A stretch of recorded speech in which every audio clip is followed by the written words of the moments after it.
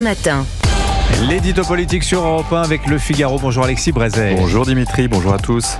Alors hier au Salon de l'Agriculture, François Bayrou a jugé inacceptable l'attitude de l'Algérie qui, à 10 reprises, a refusé d'admettre sur son sol l'individu qui a commis l'attentat islamiste de Mulhouse samedi dernier. Est-ce que ça veut dire, Alexis, que la complaisance de la France vis-à-vis d'Alger, c'est fini ? Espérons-le Dimitri.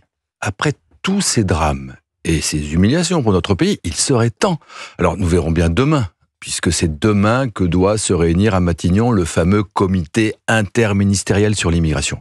Nous verrons s'il accouche de mesures concrètes destinées à faire comprendre aux autorités algériennes que non, la France n'est plus disposée à se laisser marcher dessus, ou bien si, une fois de plus, nous nous contentons de grands mots et de petits calculs. Alors que va-t-il se passer ? Je sais bien qu'il ne faut pas crier victoire, mais enfin, depuis le drame de Mulhouse, tellement symbolique dans sa scandaleuse et presque caricaturale évidence, il me semble que quelque chose est peut-être en train de changer.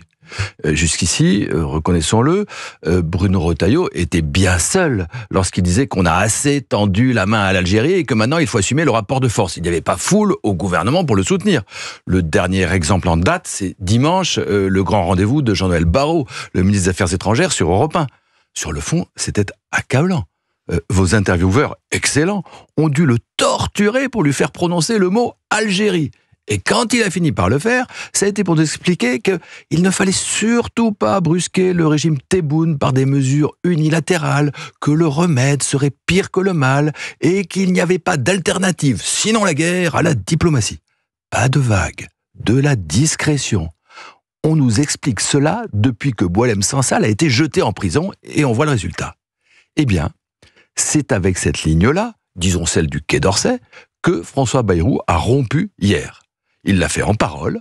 Maintenant, reste à traduire, et vite, ces paroles en actes. Mais alors, est-ce possible, Alexis ? On ne va pas encore nous expliquer que le Conseil constitutionnel ou la Cour européenne des droits de l'homme s'opposent à de telles mesures ? Ah non, Dimitri, en matière législative, judiciaire, administrative, la France, c'est vrai, est enserrée dans un réseau de contraintes infernales dont on a parlé 600 fois. Mais en matière diplomatique, bilatérale, c'est pas du tout la même histoire. Nous restons un pays à peu près souverain. On peut encore faire beaucoup de choses et en l'espèce, il n'y a que l'embarras du choix. C'est ce qu'expliquait excellemment tout à l'heure Xavier Driancourt. Depuis la fermeture de certains consulats algériens en France, jusqu'à la dénonciation de l'accord franco-algérien de 1968, en passant par la suppression des facilités hospitalières pour les Algériens, ou celle de l'accord de 2007, qui exonère de visa les détenteurs de passeports diplomatiques, ou la mise sous surveillance des transactions financières, ou encore des biens immobiliers algériens en France. Il y a toute une série de leviers. Alors on n'est pas obligé de tous les actionner à la fois, ni de commencer par les plus brutaux. Simplement, il faut décider et assumer politiquement le bras de fer. Alors vous parliez du Quai d'Orsay, Alexis, mais la politique étrangère française, c'est aussi et surtout le président de la République. Vous croyez qu'il est prêt à assumer un grand virage avec l'Algérie ? C'est une question, Dimitri, c'est sans doute même la question.